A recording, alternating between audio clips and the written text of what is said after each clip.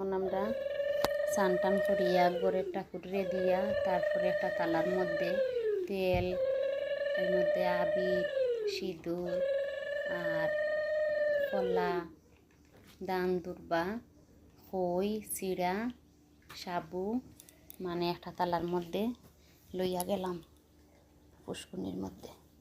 গঙ্গারে তেল সিন্দুরিয়া হতাম দিতাম। তো পুষ্কুনিটা এত পিচ্ছিল, আস্তে আস্তে নামছি, যদি ফাও ফিসকিরা একবারে শেষ। তো মনাইন রয়েছে উপরে, মনাইন তোরে লইয়া গেছি।